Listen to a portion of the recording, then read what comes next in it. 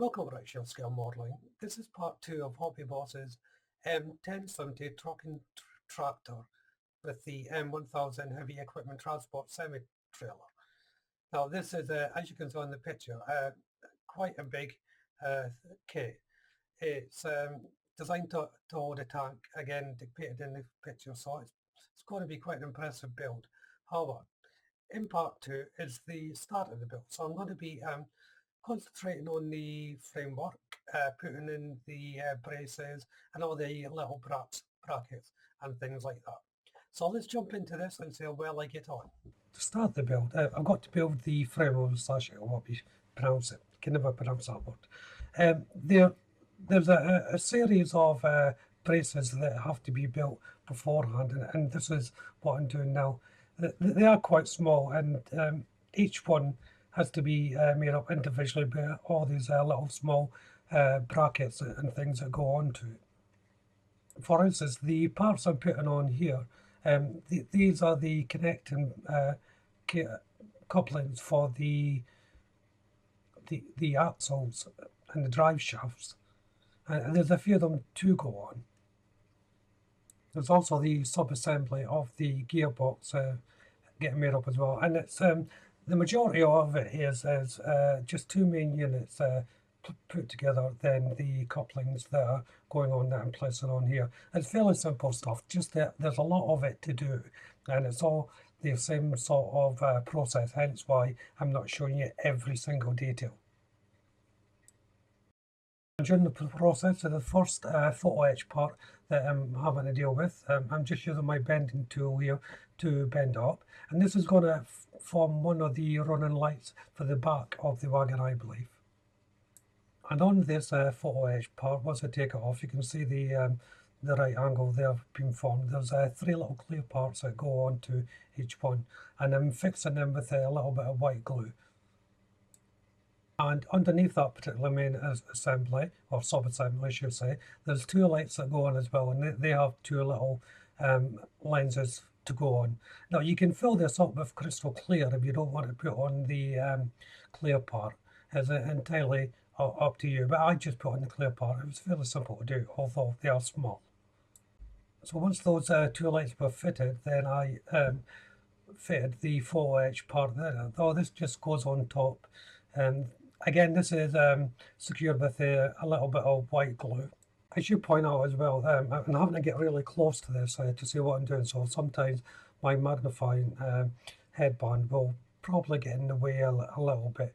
It's just the nature of these things. I've tried zooming in as much as I can without disturbing the focus on it. See, there's my headband there, but unfortunately there's not much I can do about that at this stage. There's a little lip that this photo etch part sits on, and it fits quite well. There was no any need for fine adjustments or anything like that. Next stage is to add everything to the framework. Now, first of all, there's some standalone brackets that have got to be placed on. Now, a few of these did needed to be trimmed up and cleaned up a little bit. It wasn't a difficult process. Anyone with a tiny little bit of knowledge can do this. Then once they were all on, it was time to place on all the sub-assembly units. Now once I built all these, on the instructions sheets I marked them off 1, 2, 3, all the way to 6, and put them on the mat accordingly. So I knew which order I built them in, and which order they would be going on the frame. You don't necessarily have to do it this way, of course. You can just do it one step at a time, build once, place one on, and so on. I prefer it this way, so then you can see it all laid out in front of you and you know exactly where everything is going. Each one has a very nicely defined location point, so there's nobody about getting them in the wrong place. In fact, some of them are quite tight, so you may have to press down quite firmly for them to connect. And once they were all on, it was just a matter of then marrying it up to the opposite side with the frame. This again was an easy process. Some people like to build them on as they go, as I said, but also with the framework as well. So they place one in, then place on the other side of the frame and just work through it that way. I find it better to build them all on one side, then marry up the opposite framework. It can be a little bit tricky if it's a longer piece like this one. But depending on what cement you're using, if you use a normal modelling cement, you have plenty of time to get everything lined up and pushed into position. If you're using a super glue, for instance, you won't have that time, so that's something to bear in mind. Next grouping to go on are the external brackets, and these are going to be for holding all the added pieces of furniture that go onto the truck, so like the suspension springs, the fuel drums, and so on. There's a few of these to go on, and like with the braces, they'll all have their own location point. They should fit in quite snugly. Mine's did anyway. There was no warping, but they were tight. So you may have to jiggle them around a little bit just to make sure you get the proper fitting. These parts I'm putting on now are actually for the suspension leaves for the main wheels. Now, make sure dry fit these before you put them on. You really want these to go in the proper position, because if you don't, your whole wheel axles and that will go out of alignment. As I said, they have their own location points. All those little holes you see on the frame there, each correspond to one of these parts. Make sure they're all clean before you do it as well, because you won't get another opportunity once they're on. But once you have one on, all the rest is straightforward, and you'll know what you're doing then, and it's just a matter of working through it. At this stage as well, you have to put in the first drive shaft.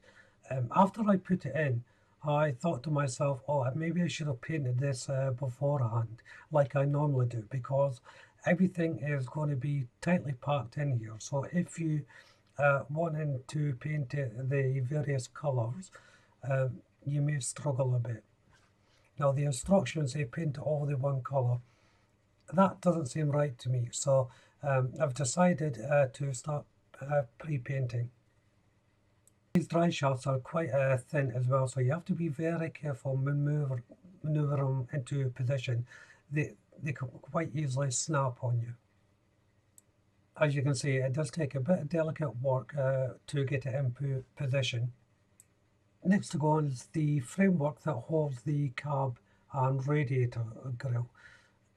Again, fairly easy to put on. There's a little crossbar at the top that will go on here. Now the instructions say don't cement these. So I haven't placed any cement on this part. Now it does pop off every time I move the unit around, but I'll leave it cement free until the other parts go on and see how well I get on with it. And it'll be fine as long as I know that it can just pop off and I don't lose the part, of course. So it's time to paint the frame, and I'm going to be painting the entire thing with a base coat of Mr. Hobby 312 green. Now this is what the instruction colour is calling for. I think it might be a little bit too light of a green for this. I'm not 100% sure. I'll see how it goes, but I may change it to a darker green. And while I'm painting this is where I'll end part 2. So if you haven't done so already, why don't you go and check out the channel, see my other builds. Subscribe to the channel, make sure you hit the notification bell, that way you'll be kept up to date with this build and all my other future builds. Hit the like button, don't be afraid to leave a comment, and of course you can share the video. But for now, thank you all very much for watching, bye bye.